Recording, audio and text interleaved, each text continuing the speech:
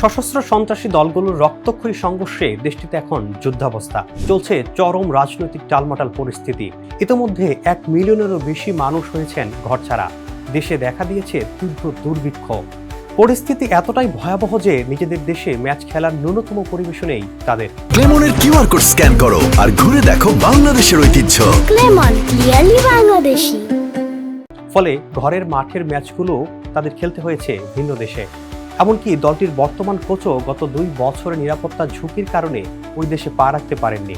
বলছিলাম ক্যারিবীয় দ্বীপপুঞ্জের দেশ হাইতির কথা। সব প্রতিকূলতা জয় করে কনকাকাফ অঞ্চলের বিশ্বকাপ বাছাই পর্বের কঠিন বৈতরণী পেরিয়ে অবশেষে মূল পর্বের টিকিট নিশ্চিত করেছে তারা। দীর্ঘ 52 বছর পর ফুটবলের গ্রেটেস্ট শো অন আর্থে ফিরল হাইতি। বাংলাদেশ সময় রবিবার সকাল 7টায় যুক্তরাষ্ট্রের ফক্সবোরোর জিলেট স্টেডিয়ামে মুখোমুখি হবে হাইতি ও স্কটল্যান্ড। ব্রাজিল, মরক্কো ও স্কটল্যান্ডের মতো কঠিন প্রতিপক্ষের গ্রুপ সি থেকে নিজেদের ইতিহাসে প্রথম জয় তুলে নিয়ে পরবর্তী রাউন্ডে যাওয়ার লক্ষ্য হাইতির। ম্যাচের আগের দিন সংবাদ সম্মেলনে এমন হুঁশিয়ারি দিয়েছেন হাইতির ফরাসি কোচ সেবাস্তিয়ান মিগডে। 1974 সালের পর এই প্রথম বিশ্বকাপের মঞ্চে হাইতি। মাঠের বাইরের সব দুঃখ কষ্ট ভুলে যা রিকনার, বেলগ্রেড ও উইলসন ইসিডোরেরা এবার চান বিশ্বকাপে স্মরণীয় পারফরমেন্সের মাধ্যমে নতুন এক ইতিহাস করতে। এদিকে হাইতির প্রথম ম্যাচের প্রতিপক্ষ স্কটল্যান্ডও কম ক্ষুধার্ত নয়। দীর্ঘ 28 বছর পর বিশ্বকাপ অভিযানে এসে সাফল্য পেতে মুখিয়ে আছে তারাও।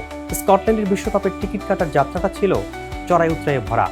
একটা সময় সমর্থকরা চরম হতাশ হয়ে পড়েছিলেন, কিন্তু মহা গুরুত্বপূর্ণ ম্যাচে ডেনমার্ককে 4-2 গোলে উড়িয়ে দিয়ে যেভাবে তারা যোগ্যতা অর্জন করেছে তাতে নতুন করে আশায় বুক বাঁধছেন সমর্থকরা।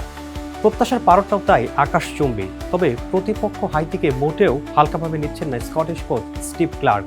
ইউরোপীয় তথা ইংলিশ ফুটবলের ধাঁচ ও শীর্ষ সারির ক্লাবে খেলা এক ঝাঁক তারকা থাকায় কাগজে কলমে স্কটল্যান্ডই এগিয়ে থাকবে।